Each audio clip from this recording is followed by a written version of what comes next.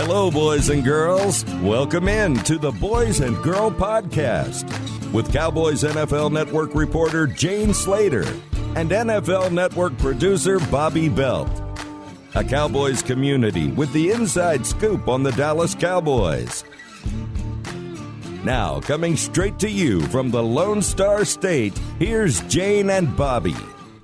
All right, Cowboys fans, it is week 1, so we are back in regular season form, meaning you're going to hear from us twice a week. And we have got a jam-packed show. Not only do we welcome in Michael Gehlken, who is on the beat with Bobby and I, working for the Dallas Morning News, but we also have Randy Gregory's agent of record, Peter Schaffer, who's helping him get back in the league. And we don't get to answer all of the questions or tell the whole backstory, Bobby. But we do at least get some things answered, and even a surprising admission about what Randy Gregory has been doing in his downtime away from football.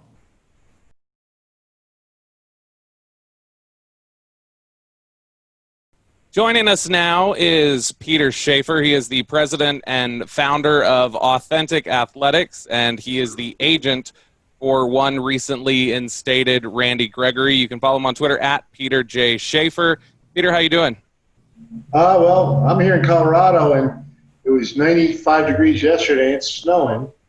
And so it's my understanding, because mostly people that are now populating the mountains, towns of Colorado from Texas, that this is something about their karma. That's it. They brought it to you guys. Yeah, they ruined our entire state. You know, you can't go up the mountains because of all these people from Texas. You can't rent cars because they've rented all the cars.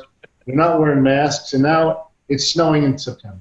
Listen, I lived in Denver, and I worked at Channel 7 News there for 3 years, and I had Texas license plates for my first 2 years, and I've never dealt with more obnoxious drivers on the road that reacted so negatively just because of my Texas license plate. Like, it was very hostile for me to live there at times, Peter, so I know all about Denver.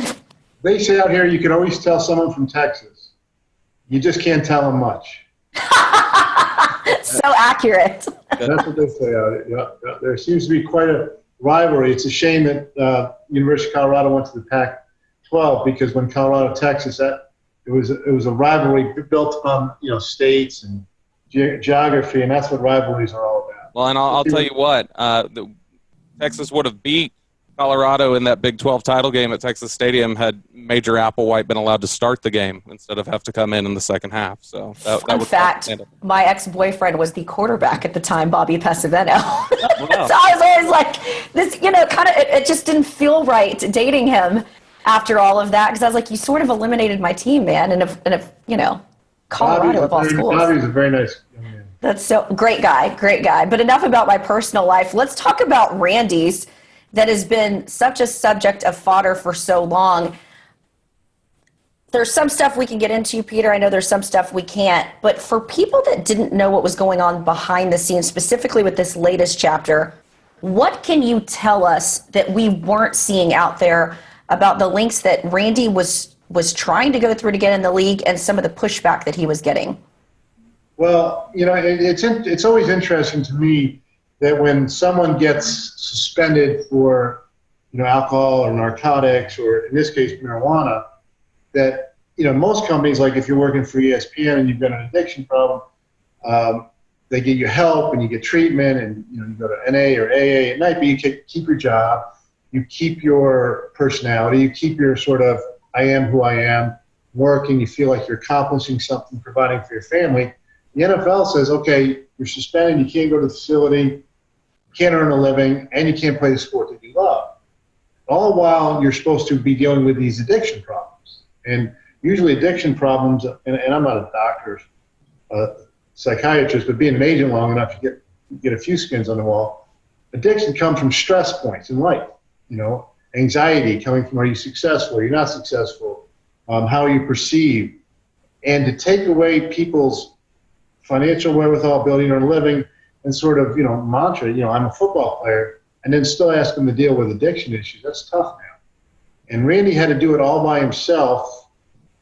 Since he signed me last summer 19, early in the summer, it was really just he and I dealing with these issues, and a local counselor named Dr. Dina Hadazi.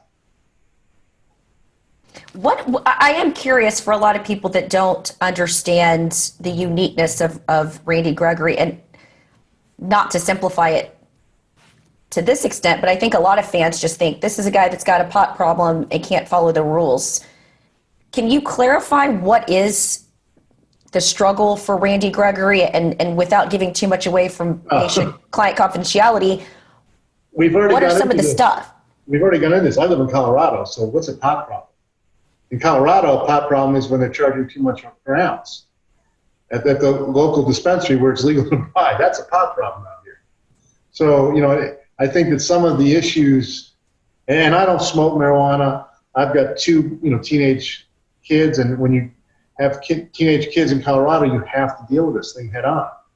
It's not something that you can put in the back drawer because it's there. It's in the schools. You drive to school, the logos, the green logos. You could buy marijuana as easy as you can buy beer in this state, maybe even easier. So you used to have pot problem, like, it's 30 years ago, and they're putting people in jail for life for having, ounce bags of weed.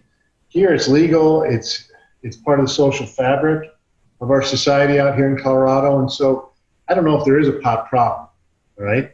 I think that people sometimes get used to it, just like, you go home and have a glass of wine, or, Bobby, you have a glass of tequila, whatever, your flavor of the night is. And so I don't know if it's a pot problem. The problem becomes when someone like the league says you can't do it and you still do it, okay? Because that becomes a barrier to entry, or the reason, that they're requiring it. And the union, NFLPA, has allowed the league to suspend players as part of the collective bargaining process. I think that Randy's has never been, I don't know if you can even be addicted to marijuana. I'm not that kind of doctor. I have a book here, I'll have to find it, on the whole testing process of marijuana. It's called You're in Trouble. It's one of the greatest titles of any book. You're in Trouble. It talks about, marijuana testing. So I think that, but his issues really have been dealt with so that he's not smoking marijuana now, because that would keep him or preclude him from playing in the league. A lot of it came from a social anxiety situation he's had. Just because you're famous and a celebrity doesn't mean you're comfortable in public. When you look at, we saw Randy expressing before the reinstatement that he had a lot of frustration with the logistics and a lot of the hurdles that were seemingly in place for him to get back. I believe that was sometime in July that he had talked about that. What were some of those issues, and was there miscommunication there? Were there things you had to fight the league on? What was happening with that? Well, without breaching confidentiality, obviously there's a pandemic going on, and there were some logistics involved in drug testing that had to be ironed out so players can test. When you have a drug test, whether it's for every player does it at training camp or during the off season when testers come to a person's house, normally, they interact. Well, now you have a pandemic, and so what are the rules? How can you collect a sample of someone that's outside the bubble so that the tester doesn't bring the virus into the player, and or the player doesn't abnormally put the tester's health at risk? So those are some of the issues that took some time for the league and us and the union to work out so that everybody was safe. So there were a bunch of sort of unique circumstances surrounding not just Randy, but other players and the program and COVID. What was this about Randy having a hard time getting a hold of the Players Association? In other words, looking for their backing. He was pretty public about his frustrations, and ultimately it looks like the two sides were able to talk at some point in order to get this approved by the league. Walk us through what was going on with that. Well, without going into too many details, ultimately, D. Murray Smith, the executive director of the union, and J.C. Treader, who's the president of the union, stood up for Randy with Roger Goodell and Jeff Pash and Todd Jones at the NFL and Kevin Manera. And we all got on sort of the same page. And I think that when the NFL saw that, D and JC were behind Randy, and that's because of the great steps that Randy has made towards, rehabilitating himself and getting to be in a good place in his life. And that I think that had a great effect on changing the NFL league office's perception and saying, okay, we should give this guy another chance. There was an issue that had been reported after the 2018 season, after the suspension had occurred. There were these reports about the Cowboys were trying to, sign Randy to some sort of an extension or do something to roll him some bonus money, and that never got clarified as to whether that was allowed or not. What's the exact status of Randy's contract right now? How much is left on that? I know some of it's told at some point, but how much is left on his contract? Is he restricted free agent at the end of that deal? Where does that stand right now? We're working through the contract right now with Adam and Todd Williams at the Cowboys, and that's not going to be an issue. He's going to be a Cowboy, hopefully, for his entire career. Jerry hopes so. I mean, Jerry certainly has done his work to keep him in the building. Well, and at some point, Jerry deserves to get every home field advantage because of the fact that he has, stuck with it. And I think that Jerry has a track record. You look what he's doing with Josh Price-Brent. I mean, he gets a very unfortunate situation, and Jerry hired him as a scout and gave him a chance. Now, because of Josh's work ethic and track record and all that stuff, he's earned the right to stay there. But Jerry, he's very misunderstood, and I think that the people that know him, know he's a great businessman and know he's always out for the Cowboys. But gosh, he is pretty loyal to his players, and if he puts his arm around you, that's it. You better live up to him putting his arm around you, because he's going to take care of you if you take care of him. Well, and as he also cautioned reporters about Ezekiel Elliott, he's earned the right, correct? But we have certainly seen that. What I wanted to ask you, too, is I did love seeing Josh Brent being referenced in Randy Gregory's process. What did Josh Brent have to do? And if a lot of people don't recall, some of the fans, Josh Brent, of course, involved in the DUI that led to the death of his teammate. His teammate's mother wished for the Cowboys to support him and help him rehabilitate his life despite it all. And to your point, it looks like he's done a very solid job. He had one setback 2 years ago at a Wendy's. But with that being said, I think it's been a positive influence having the Cowboys around him. How has he been a positive influence for Randy? Josh is an outstanding person. He definitely made a tragic mistake, and he's more than paid for it, and he will probably pay for it for the rest of his life. But I think surrounding Randy with people like that is what's putting Randy in a really good place. It just can't be surrounding himself with me. Nobody would want to talk to me every day, and certainly nobody would want me to be their psychologist or counselor. That's not going to end well. I'm not that type of warm and fuzzy kind of guy that you want to be, giving all your problems to. But, like his counselor, Dr. Hadazi, is doing a wonderful job. Josh, I just think that surround yourself with good people. The more good people you surround yourself with, the better chance you have to succeed, whether you have problems going in or not. A lot of these young men go into this league with, their eyes wide open, and they get, we talked about earlier, they get hit by a 2x4 from all different directions. So when you surround yourself with good people, you increase your odds of succeeding. What is it that Randy? I think there's some confusion over this. Everybody knows that there's going to reach a point. How come he's the only one wearing a headset? I know it's. Look, I've got the fancy setup here, man. She's NFL Network there. She's got the lav mic and the piece, and it's like I got a home cam, just like our insider boys. Exactly. Oh, really? Yeah. So she's big time. That's it. She's just one of these 1%ers. And whatever. So, I set up my home cam. Mine is a home cam on a budget, but yes, that's why he's got the fan. He's the radio guy. I'm the TV girl, so we're kind of representing the two genres here. I'm just wondering why. I got the short end of the technology. Well, Peter, you've got a good lighting in there. This is better than some of the lighting that we've had with our guest. Well, this is all natural lighting here in Colorado. It's the reflection from the snow, the piles of snow. It's just beaming some white in there. It's coming out the window. I can see it now. It's crazy. September 8th. So I think everybody has seen that Randy's allowed to return to practice. I think it's October 5th. He's allowed to play again week 7. What is it he's allowed to do right now? And what limitations are there in his involvement with the team right now? Well, no, And to piggyback off that, Peter, because the one thing that's been coming up is why this arbitrary date of week 7 is when he can rejoin the team. Can you explain the acclimation process too? well, I can't explain the rationale for the dates, but I can't, that's up the wizard.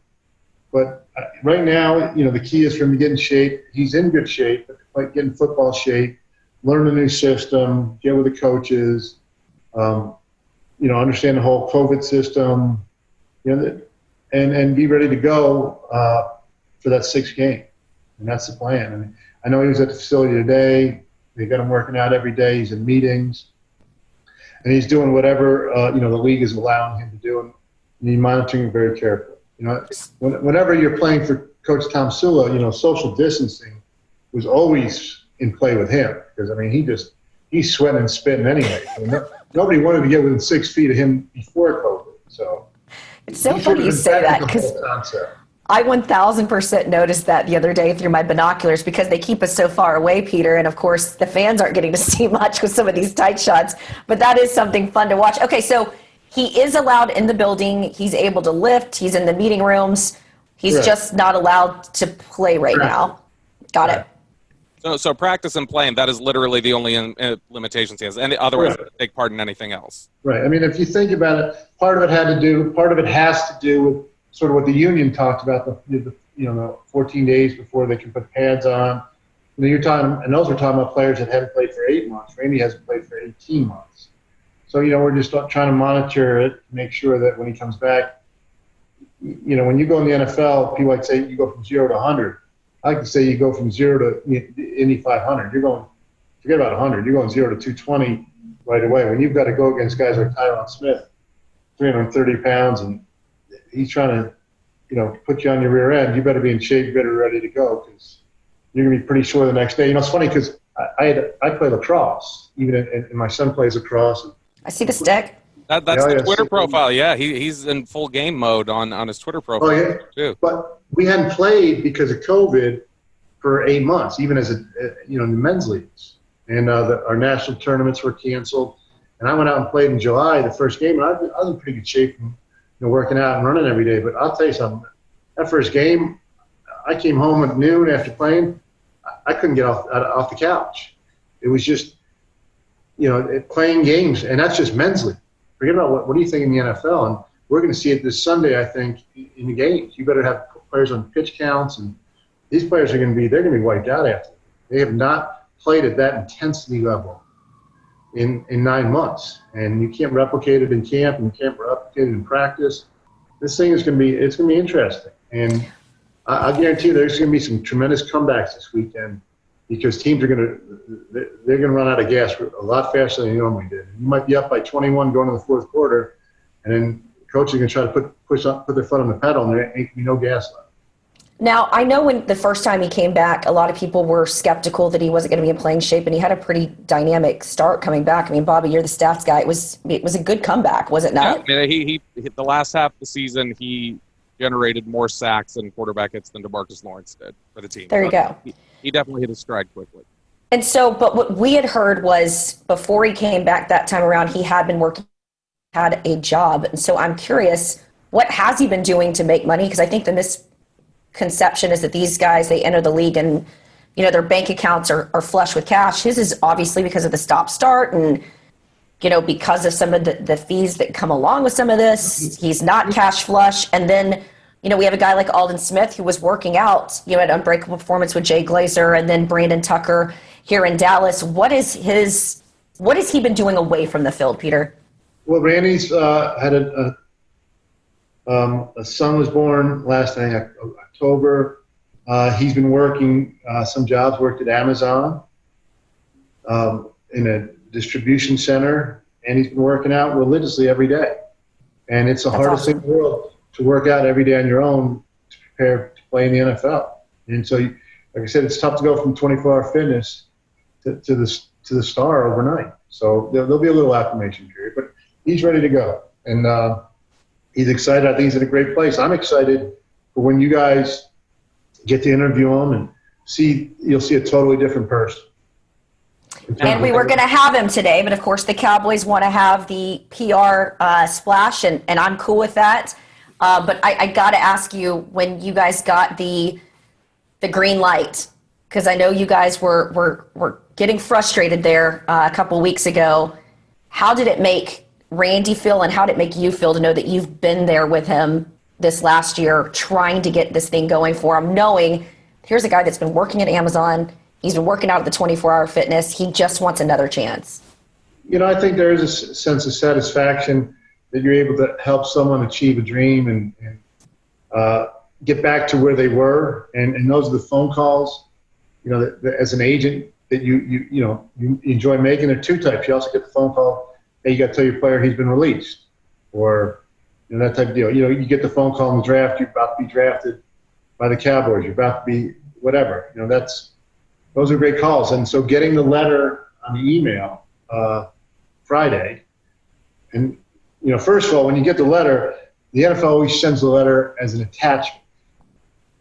So it's sort of like now you have to unwrap the present or the bow, and it could be either the thumbs up or the thumbs down letter. So you're like, all right, I got the letter. Now I got to open it up.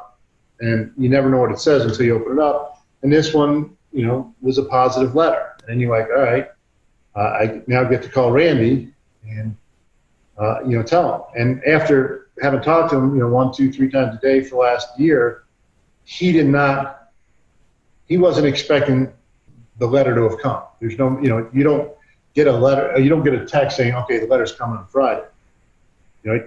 Sometimes you think it's coming on Monday, it doesn't come for 2 weeks. So the letter came, and I'm like, I read it, and I'm like, all right, I'm going to call, I'm going to call Randy. And then so we decided, he was excited, and you could hear him whooping and hollering in the background, and that's always a joy to hear, and that's satisfaction. And then we decided that we were, sort of going to tease it a little. And so he was going to put a picture of him in a Cowboy, him playing with the Cowboys, and just put that up on Twitter and let that tease. And then next thing you know, someone must have leaked it, because we started getting calls from media all over. But the idea was sort of teasing. We're sorry for harassing you, Peter.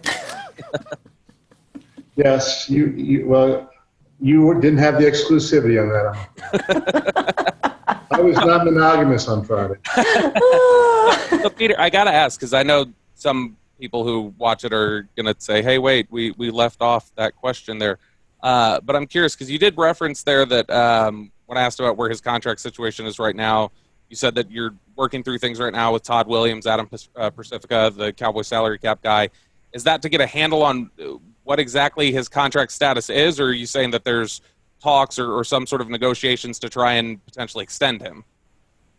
Well, there's a lot of moving parts to a player that's still on his rookie deal and is set in what tantamount to his 7th season. So we're working through all that now. He only has 2 credited seasons, so he wouldn't even be he would be a restricted free agent if he played this year and next year. So there are a lot of moving parts, but we're working through that right now. We've only talked about probably 2% of this whole story and the saga. Do you anticipate that one day Randy's going to tell the whole story? I hope so, because I think that it'll give people a greater perspective on what he went through. I think it also could be beneficial to a lot of younger players and students, male and female, that are going through similar anxiety issues and how to deal with them and what to do and what not to do. And, and maybe people around him to realize that he might be masking something, and he's crying out for help. And if we can help save some other people, from these situations, then we've all done ourselves a service. Before we let you go, Ron Slavin, obviously. Wait. Let me go. I can just hit this button. You could do this for hours. I'm gone. He's like, bye. Now you guys see what we deal with, some of these agents, for those watching on YouTube, guys like this guy. So I wanted to ask you, with Aldon Smith, we had Ron Slavin on a couple of weeks ago after his reinstatement, and he talked about being personally invested in making sure that, everything, he stays on the level, that the alcohol's not an issue, and he is heavily involved in his life, and there is a structure in place to make sure that Ron's drinking the alcohol for Alden now? It wouldn't shock me, quite frankly. No, he's a good man. But in all seriousness, what are some of the mechanics in place to make sure that there's some structure for Randy as well? Because I got to imagine that we're on the last leg here as it relates to the comeback story that is Randy Gregory. As one coach told me, once you get out of the league, it's really hard to get back in. Do you kind of feel like this is his last go? I don't think like that in any part of my life. I try to, we've been through a lot up here, and we just try to stay positive and think about what we can do moving forward. So I don't look at it like anything's the last. You always, what was the expression? As long as there's time on the clock, you still have a chance to win. So I never look at it like that. I think that, I think we have Randy. It starts with Randy, and if nobody's going to succeed in treatment or succeed in changing their lives or their patterns unless they want to. And I think he definitely wants to. I think he's demonstrated that, and so that's where it all starts. And then to put, pieces in place around him. He's got a family. His parents have moved down to Dallas. They've got jobs down there. They've been great. Putting him around with Josh Price and other mentors in the building, Brian Wansley and Will McClay. Those guys, and then, being around his teammates, like I said, Dr. Dazi's fantastic, and I guess when he runs out of people to call, he picks the phone up and calls me. Or Bobby. Wow. Or Bobby, it's maybe it's a coin toss. Who knows? But I guess my question is, so he is still meeting with his psychiatrist, and will there be frequent, counselor, how does the drug testing work right now since they've sort of decriminalized it too? Did you just go with the air quotes? I did. Because, it's not, it didn't criminalize it, but that's what I'm going to say here, decriminalized it. Well, I think what you have is the new policy started with new collective bargaining agreement. And I wouldn't say it's decriminalized because it's never was criminalized. The NFL couldn't put you in jail. But it has changed the threshold levels for positive tests. It's changed the possible punishment from suspensions to fines. So there's that involved. And that's part of the stuff that we're working through, too, with the league right now. It's not as simple as, ABC or, 1, 2, 3, buckle my shoe, that type of stuff. There's definitely a lot in it.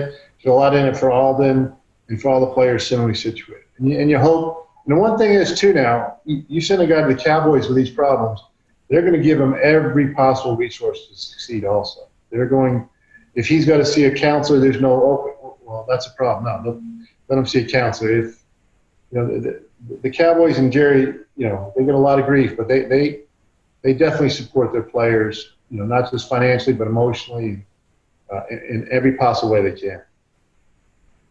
Well, Peter, I appreciate your time. I know that you've been exceedingly busy lately. I'm sorry that Tom Pelissero and I drove you nuts during all of this, but I'm glad that there was some good news to report. And I know Bobby and I both are really rooting for Randy.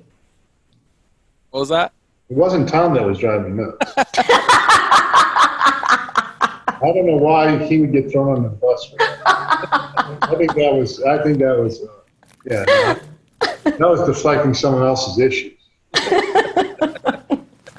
You're the best, Peter. Thank you so much for jumping on the show. I appreciate being on your show, Bobby, and anytime you want, just give me a holler.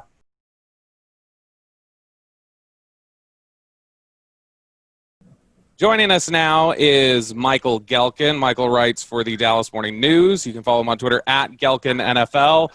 Michael, thanks so much for joining us. Thank you so much for having me. How y'all doing? Doing great. So, everybody's got the niche on the beat, right? So you've got John Machota as Mr. iPhone videos, and it's always David Moore's first question at every press conference.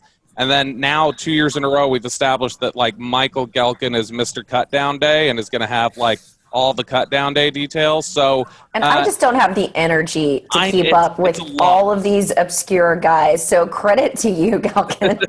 It's a lot to go through. But looking at the Cutdown Day, what I guess surprised you the most, and what takeaways do you think you had from obviously not the initial 53 when they were doing some logistical maneuvering there, but what are your overall takeaways of the roster they ended up with?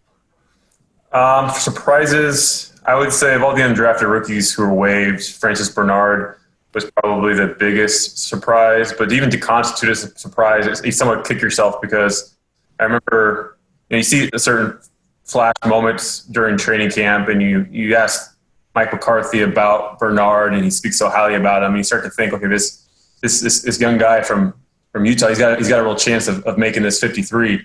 And then you see the moments that maybe aren't quite as sharp, and then you ask him, a couple of days before cut down day, what kind of work are you seeing on special teams? And he says he's on punt return, he's on kickoff return. Okay, but what string are you in? I'm on second string. Well, if you're an undrafted rookie linebacker trying to make this 53-man roster, you shouldn't be on second string special teams. That kind of should tell him something and really tell us something. So probably more surprised than I felt I should have been once you kind of piece everything together. But yeah, not a ton of surprises. I thought, if anything, this Cowboys roster reduction really showed how savvy I think this front office is, when rather than having to, waive a young player like maybe a Sean McCune, tight end out of Michigan, who they really like as a fourth tight end. If you waive him, you risk losing him to another team. You risk losing him on waivers. So you keep a guy like that and then release Justin March, and they release, these veterans, Joe Thomas, CJ Goodwin, with these little kind of silent little agreements. Not silent, they talk about beforehand, like, hey, we're going to cut you. You're a vested veteran. You're not going to go on waivers. So we're not going to lose you. You hang tight. Don't leave town. We're cutting you on Saturday. You'll be back on the roster by Monday morning. You'll be back on the roster on Sunday. So I just thought they did a really nice job navigating everything that comes with roster reductions and all the rules associated with waivers. So those are some of my bigger takeaways. How about Lel Collins? We kept being told there's nothing going on with him, right? And we were told it's an in-shape issue. And then now he's got an injury. Like, what are you hearing about him? I did think that was interesting that now all of a sudden he's IR. Yeah, well, he's certainly injured right now. I think one of the points of confusion early on is that we heard there's multiple things going on with Lyle, and there was some conditioning aspects to the situation where they felt like, not saying it's the only thing going on with Lyle, but conditioning was part of it, and there wasn't any details about anything beyond that. And so it certainly would have been an opportunity to kind of point us to an injury there, and it's a hip issue that will keep him out for at least the first 3 weeks of the season, which is unfortunate not only for Lyle, but obviously the Cowboys. I mean, what a dominant season that was for him last year, coming off the big contract. So we all know what Lyle Collins can do when healthy. It's a huge loss to go from him to anyone else in terms of drop-off. But we'll see what Cam Irving can bring on Sunday night against the Rams. And staying with that line, we talked to Mike McCarthy about this in one of our press conferences about Sean Lee. I mean, he hasn't gotten hardly any interaction with him, certainly not on the football field. Obviously, he's been able to watch him from afar. He even went so far as to say he was a fan of him when he was in high school. Are you surprised the Cowboys continue to stick it out with Sean Lee? I think if you cover this team and you cover Sean, it's not that big of a stretch. But to the fans might wonder why they continue holding on to him, who just, after he was healthy last year, what a bummer for this guy to once again have a camp where he's injured. Yeah, well, I think the game has changed so much over the past several years where, look at the Rams, for example. They're going to be in 11 personnel, one running back, one tight end, 3 wide receivers for, I would say, expectation would be almost 3/4 of this game. And so you're not going to be in your base defense, which means you're not going to have Sean Lee, if healthy, even on the field. It's going to be Jalen Smith, and it's going to be Leighton Vander Esch. And so with the way that the game has changed, having that third linebacker, ideally, it would be someone who plays a lot more special teams than Sean Lee provides. And so that's not to dismiss that point. But, overall, he's a guy who we've seen, I think it was against the Rams last year, where he had an incredible game. He can step in with you. He's great. He can step in when you need him to. He's shown when he's healthy. He's great in your room. He's essentially like a coach, and he's been phenomenal for those young guys. I mean, some of the young guys in the defense are willing to learn from him, and they do. Other ones, over the course of time, as they maybe develop more and mature more, they kind of see the value of what it's like to have a guy like Sean Lee in your locker room. I think they're him to do. I think overall he brings a lot to the organization. That's not to say he's not without his shortfalls, again, special teams being among them. But I think the team could do a lot worse for its third linebacker who won't see the field unless the team's in base or heavy personnel. I'm just wondering when they're going to make him sort of a Kellen Moore in the building, right? Like at some point, are we going to see that from Sean Lee? But to your point, I think, especially after seeing him play last year, it was one of his better years. It is a little bit hard to sever ties with them, even with it being a new coaching staff. Sorry, Bobby, just wanted to just chime in there real quick. And continuing on that line of thinking, I guess, in terms of like how valuable he is, particularly as a locker room presence, which is something you just mentioned there. I think that last year, a lot of us were in agreement that, and I know this was your first year on the Cowboys beat, but a lot of us were in agreement that that was one of the best Cowboys rosters from a talent perspective that we had seen in a long time. And there was no doubt the amount of talent that they had. They were, in the games that they were winning, they were beating teams down oftentimes. I think everybody in the end kind of looked at it and said there were potentially some chemistry issues or some leadership issues that were really at play there that kind of explain why such a talented team went 8-8. How much do you think that is the biggest question, I guess, for them heading into this season is the chemistry and the leadership questions rather than the talent questions? Well, I don't think talent anymore is the question. Honestly, I think last year, everything I heard upon arrival on the beat was just how talented the Cowboys were, but I think that might not have been totally true. I think they were not talented enough on special teams, for example. They were abysmal there. They just were really, really shorthanded in some key areas, and they showed up again and again. And that New England game comes to mind where you have an organization in the Patriots that just invests so much on special teams. You have so many guys who do almost nothing else on that roster except special teams. They specialize as specialists. And the Cowboys went up in a really yucky weather type of a game, and the only touchdown I believe that was scored that game was off of a block punt or something along the lines. It was this total special teams breakdown, and that was the difference with their all-pro guy coming in and blocking it. So I feel like the talent of the roster construction overall over the course of the year proved itself not to be what was hoped. I do think the talent is better this year. I think the offense is at another level with the depth that the receiving core provides. I think Tony Pollard being another year, them trying to figure out ways to use him and Zeke in unison, I think it's going to be really fun to see how creative they get there. The tight end group with Blake Jarwin, he adds a different dynamic from an athleticism standpoint. So not to overlook questions on the offensive line was certainly Travis Frederick's loss, even if you're a Joe Looney fan, which I think you have reason to be. This is still nonetheless a huge loss from what he brings from a mental standpoint to that unit. But defensively, I think they're going to be able to get after the quarterback a lot more effectively, even with questions about Aldon Smith and what we're getting here in 2020 after the long layoff. Everson Griffin as a rotational guy, at least it's what he is right now. They should really wreak havoc. So talent, I think, is better this year. I don't have questions there. Maturity, I think is better too. I think there was a bit of identity crisis last year where I don't want to single anyone out, and so I won't. But I think when you look at there were times last season where 12 men are on the field and as a defense, and they don't call a timeout, and or a part of me was that they had 10 men on the field. They remain short on defense. They don't call a timeout, and then they give up a huge screenplay against the Vikings, I believe. Yep. And then it was Jalen Smith, week 16, a critical game against the Eagles. He, as a Mike linebacker, is relaying all the play calls to his teammates, and it was supposed to be a man or a zone. Instead, he mixes it up to teammate Malcolm Smith, and it's a huge play and the biggest game of the year.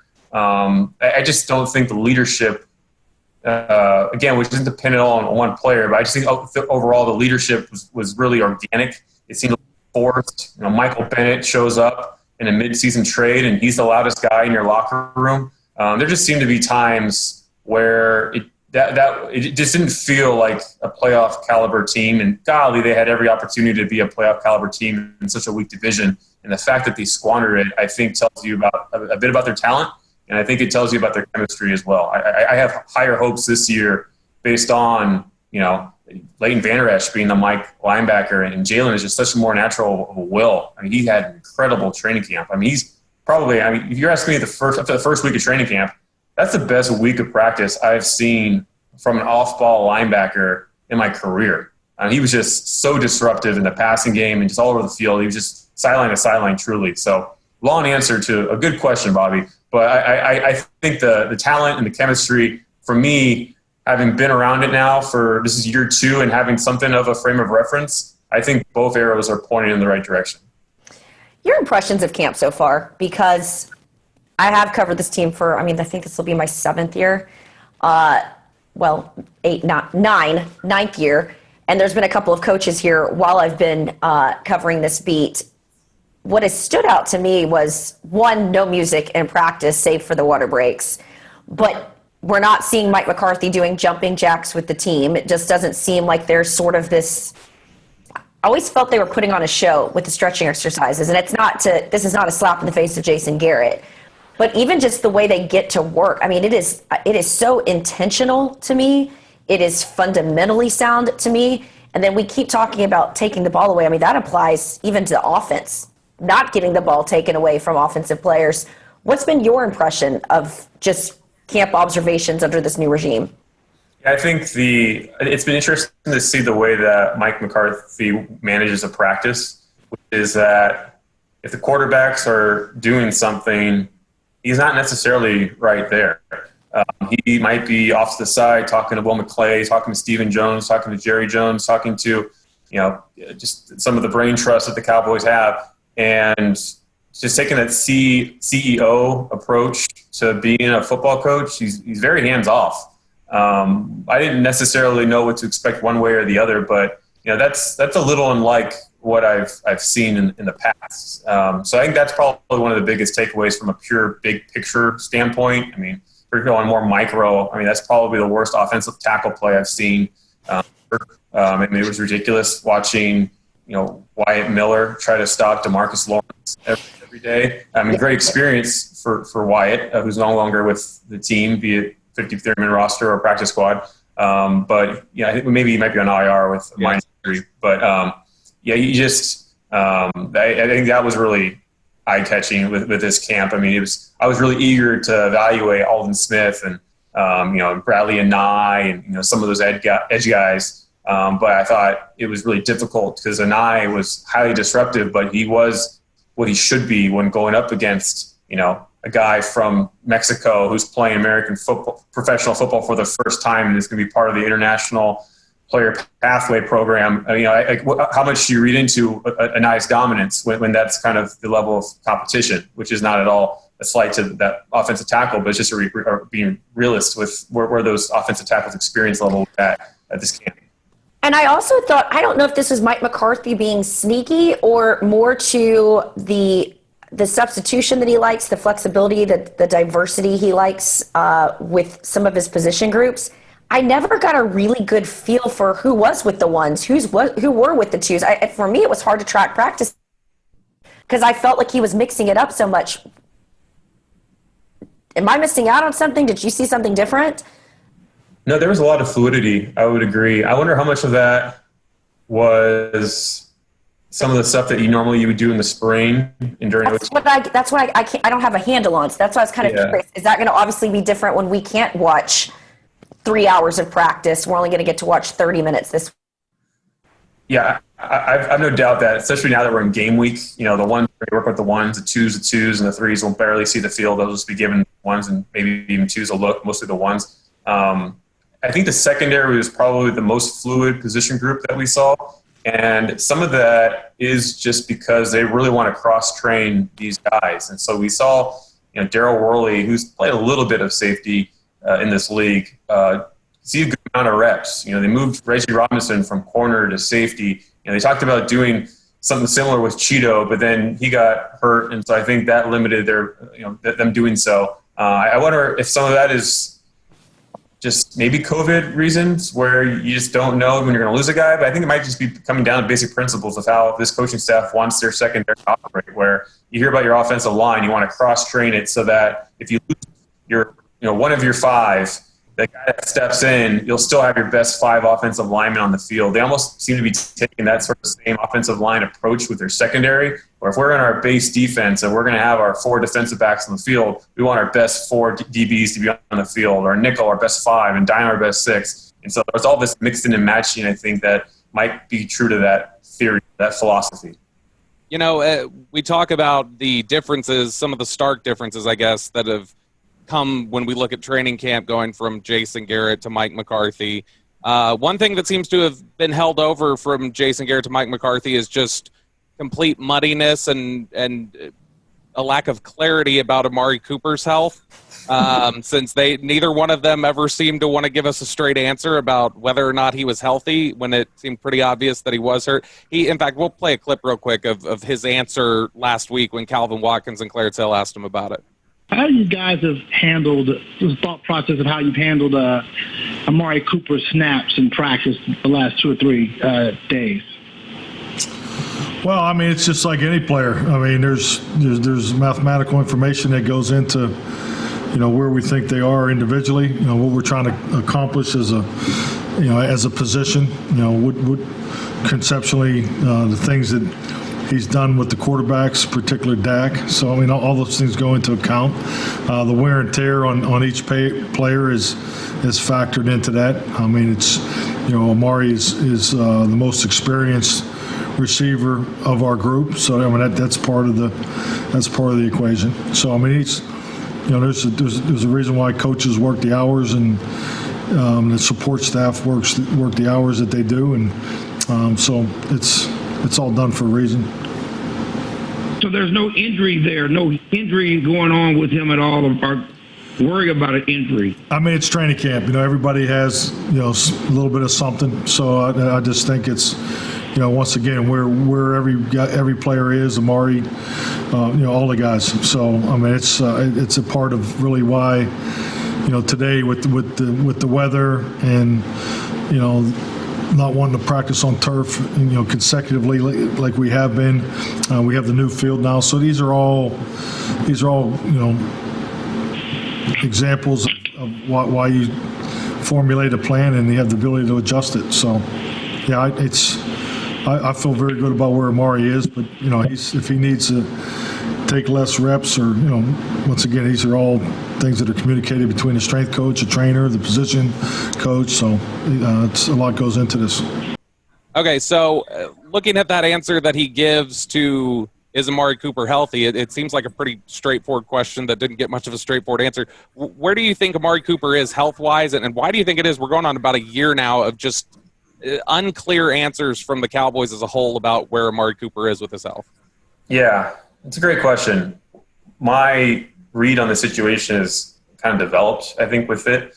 When McCarthy starts talking about, you know, math and, you know, kind of a vague explanation as to what the situation was, I was thinking, well, let's see. Every NFL team has these trackers in their shoulder pads that tells them how much a player is moving and how many miles he's traveling and all those sorts of measurables. So maybe they're trying to keep Amari fresh for the season because, you know, there's been a lot of, you know, wear on that tire over the course of camp. They're trying to keep him fresh. And then he keeps missing practice. And then he's working with the trainer to the side with the resistance cords. And it's very clear that Amari Cooper has some measure of an injury.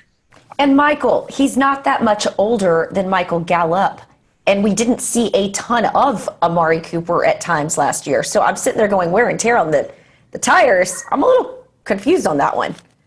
Michael Right. Thomas isn't getting limited in New Orleans. Yeah, well, wear and tear.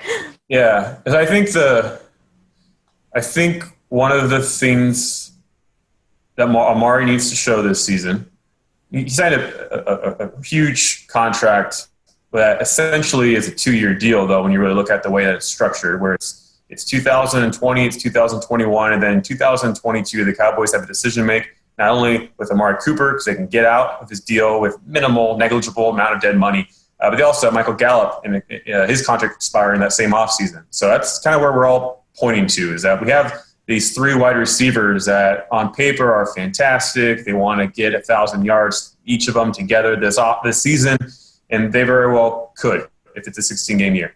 But Amari has to show something still. By nature of his contract, by nature of the time that he spent in this league, he should be the most established of the wide receivers. He should be the one with the fewest number of question marks associated with him. I've covered Amari, who I respect the heck out of as a person and as a player too. I covered him now with the Cowboys going into year 2, but I also covered him some with the Raiders. And there is a commonality to what I've been able to see, which is that it's difficult sometimes to explain what's going on with Amari Cooper. He's been one of the more perplexing players that I've covered because there are games where he just terrorizes a secondary. He is a game wrecker. He can, at any point in the season, he's capable of going off for 200 yards. He's shown that. But there are the stretches that come between where you scratch your head and wonder, what happened to the other Amari Cooper? And the best explanation that has been provided to me along the way of, asking questions about what's going on is that, and I'm trying to be careful because I want to, diplomatic, sure. But yeah, there were games last season where third down, a critical third down or critical fourth down, and you want your best players on the field. I mean, it's like backyard football. If the game's on the line, you want the tallest kid down the street on the corner to be on the field and just run up and go get it. And you want to turn to your best. Cowboys, Eagles on the road, Michael? Yeah, and Amari's not on the field. He's on the sideline.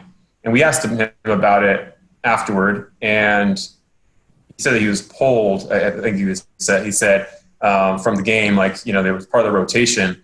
And he was asked, and I thought this is probably the best, most timely question I've ever seen be posed to Amari. Well, shouldn't you say, no, I'm staying on that field? Refuse to be pulled off that field?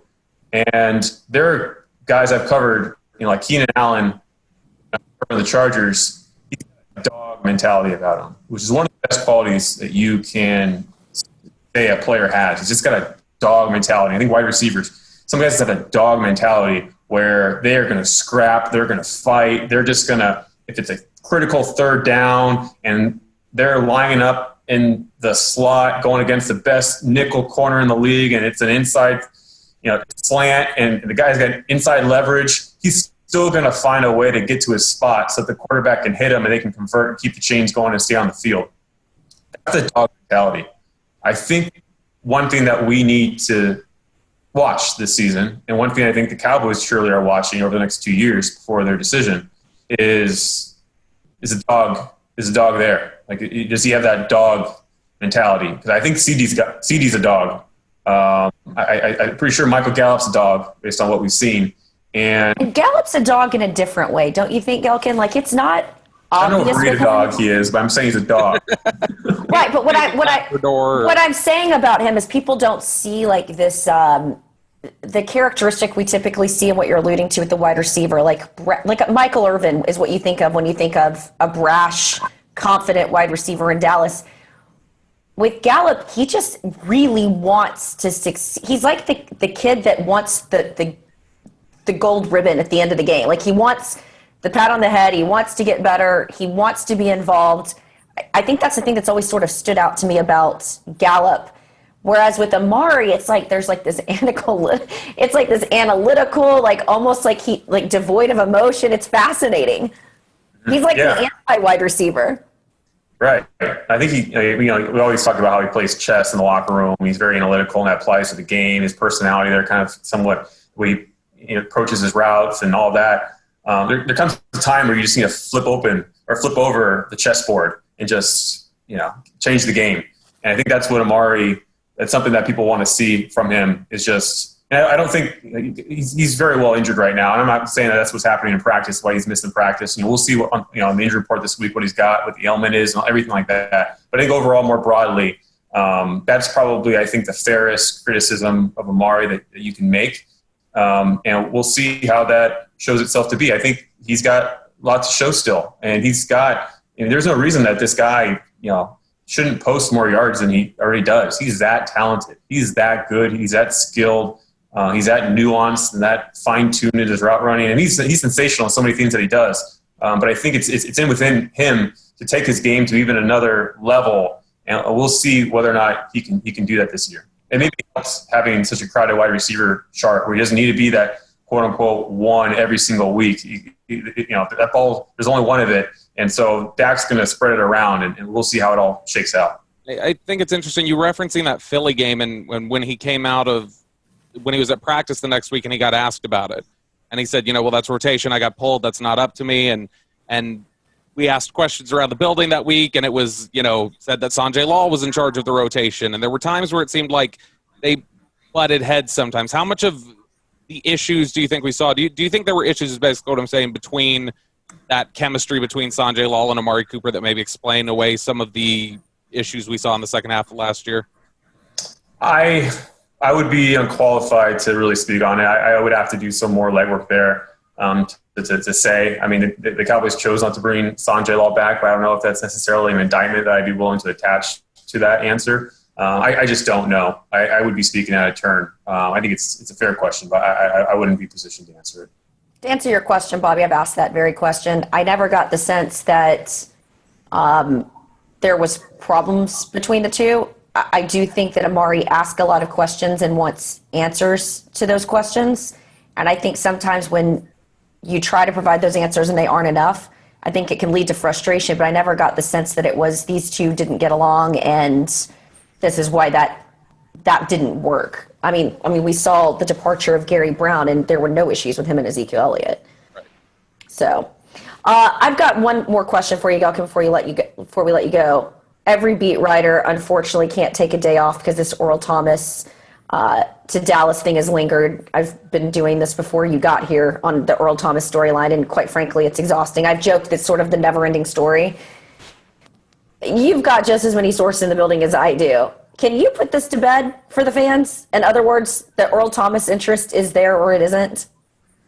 Well, the Cowboys had interest. There was initial interest. I think anytime a 7-time Pro Bowler becomes available at your greatest position of need, you're going to talk about it.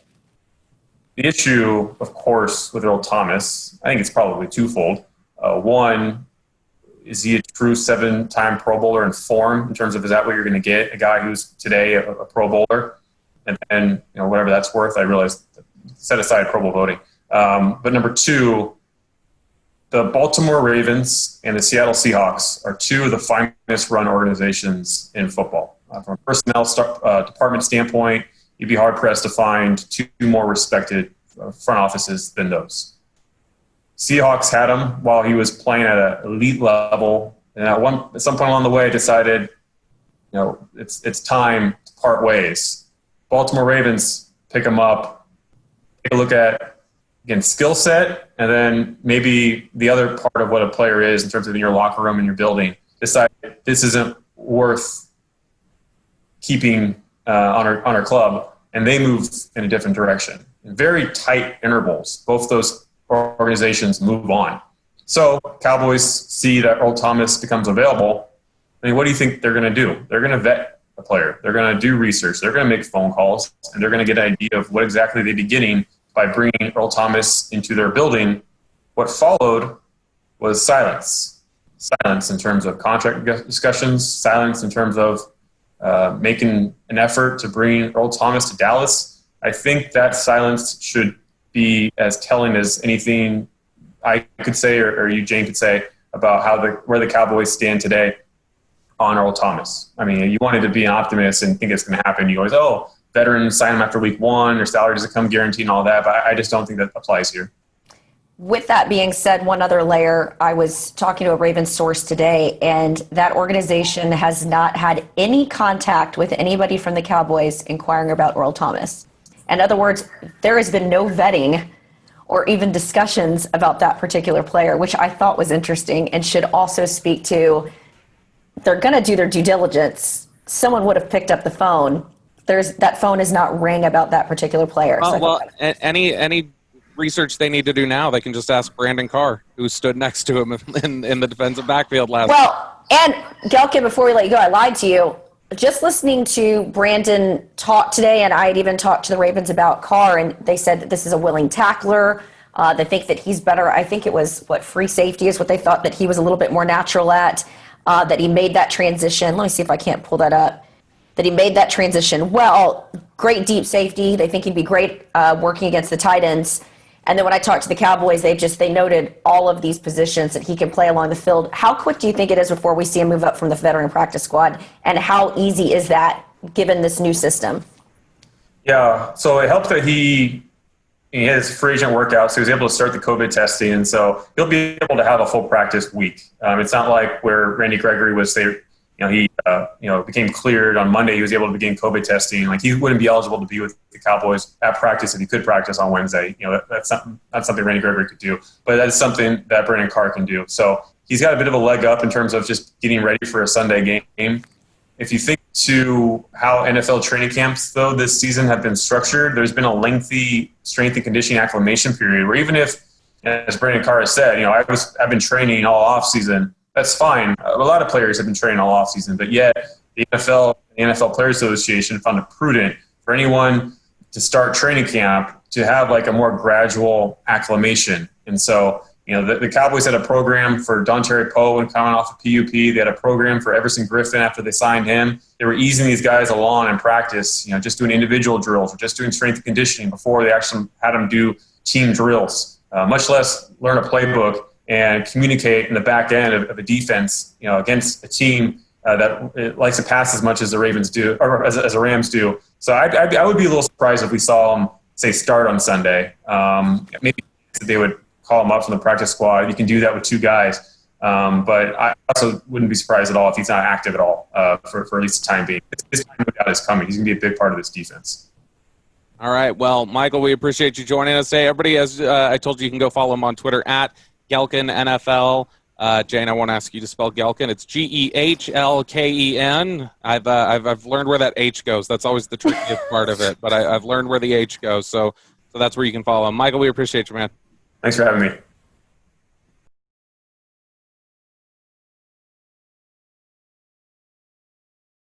All right, well, we got a lot coming up this week for the Cowboys. Of course, week 1, first game, and we'll be back with another episode this week. We still got to preview the Rams. We didn't even get into so much of what we could have discussed already. We got to preview the Rams. We got to talk about how Deshaun Watson's contract now impacts Dak, which Jerry Jones acknowledged this week on Dallas radio. There's still lots to talk about, but it feels good that football is once again on the horizon, and we'll talk to you again later this week.